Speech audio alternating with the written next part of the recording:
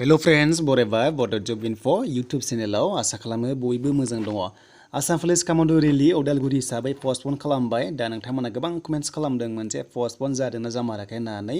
आरो admit problem जायफ्रा दासिमबो एडमिट मोनाखै थ' नोंथांमोना भिडिअ नायलांबाय था जोबजासिम आसा खालामो नोंथांमोना मोजां मोनोबा लास्टआव लाइक खालामगोन आरो चेनेलाव गोदानै फैदोंबा साबस्क्राइब खालामना लानो हागोन। दा खायसे खोनादों जानांगौ एडमिटआ खायसेना गदों आरो खायसेना गवाखै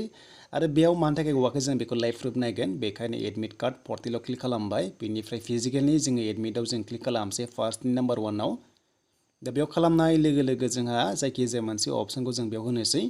दा बेयाव होनाय लोगो लोगो जोङो जाय नोंथांमोना एडमिट दासिमबो मोनाखैना अब्ला जेब्लायबो ट्राइ खालामबाय था साडेनलि नोंनि एडमिटआ इसु जागोन आरो बेयाव डाउनलड खालामना लानो हागोन। दा बेखायनो एडमिट गयैनि थाखाय जों मोनसे फन नाम्बारखौ होबाय दा बेयाव नायदिनै मा होनदों बेनो जाबाय एडमिनिस्ट्रेटिभ माखासे रिजननि थाखाय एडमिट कार्ड गवाखैमोन दा बे एडमिटआ नोंथांमोना मोनसिगोन बा मोनथारसिगोन दा बावैनो मोनथारसिगोन थ' नोंथांमोना डाउनलड खालामनो हागोन थ' बेखायनो ट्राइ खालामबाय था।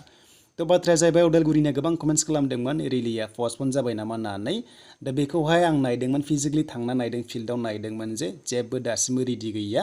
जायनि जाउनाव रेलिया गाबोन जानो गोनाङा जानाय नङा आरो बेखौ बुंदों माबा मोनसे प्रग्राम जादों बा जागोन होननानै माखासे स्टेज खालामगासिनो दङ बेनिफ्राय आरो बेखौ लांबाय होनना बुंदों 30निफ्राय जाफिनसिगोन होनना बुंदों 30 मार्चनिफ्राय जाफिनगोन होनना बुंदों दा बेसेबां सैथो जेब्ला अफिसियेल नटिफिकेसन मोनफिनो अब्ला नोंथांमोननो होनाय जागोन बाट रेलिया गाबोननिया पस्टपन जाबाय। दा बेयाव नाय नोंथांमोना स्क्रिनाव नुनो मोन्दों बेयाव माखासे फट' दङ थ' माखासे फट' बेयाव नुनो मोन्दों स्टेजनि प्रग्राम खालामनो थाखाय